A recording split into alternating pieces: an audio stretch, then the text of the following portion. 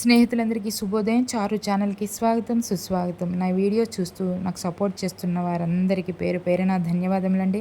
ఇలాగే మీరు నాకు లైక్ చేయండి, షేర్ చేయండి, కామెంట్ చేయండి, సబ్స్క్రైబ్ చేయించండి. మీ సపోర్ట్ కావాలండి. Thank you so much. ఈరోజు మెంతికూర, చింత చిగురు పచ్చడండి. ముందుగా 5 కట్టలు మెంతికూరండి, 2 గుప్పులు చింతపండండి, చింత చిగురండి, 2 ఉల్లిపాయలు, 3 టమాటాలు, వీటికి కారం 20 పచ్చిమిరపకాయలండి. ముందుగా బాండి పెట్టి ఒక స్పూన్ ఆయిల్ వేసి మినపప్పు అంటే పొట్టుపప్పు కానీ గుండుపప్పు కానీ 2 స్పూన్లు తీసుకొని ఆ నూనెలో వేయించేసి ప్లేట్లో తీసుకోవాలండి. 20 పచ్చిమిరపకాయలు కూడా కట్ చేసి అవి కూడా వేయించి పక్కన ఉంచుకోవాలి. ఇంకా ఆయిల్ లేకుండా ఉన్న ఆయిల్లోనే ఉల్లిపాయలు టమాటా ముక్కలు కట్ చేసి వేగించేసి మగ్గబెట్టేసి ఉప్పు పసుపు వేసి మగ్గబెట్టేసి అది కూడా పళ్ళెంలో తీసుకోవాలండి.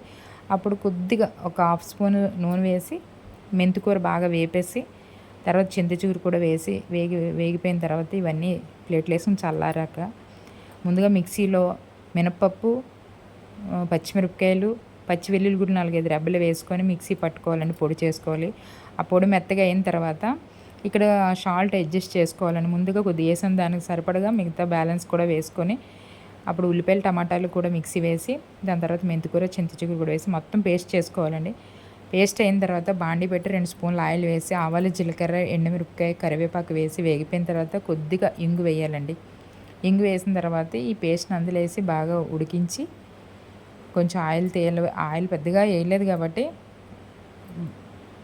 ఆయిల్ తేలేంత వరకు అవసరం లేదు, అన్నీ ఉడికించినాయి కాబట్టి 5 నిమిషాలు ఉడికిన తర్వాత ఆఫ్ చేసుకొని టిఫిన్లోకి ఇడ్లీ, దోశ, అన్నంలోకి అన్నిటికీ బాగుంటుందండి. చాలా మంచిది ఆరోగ్యానికి.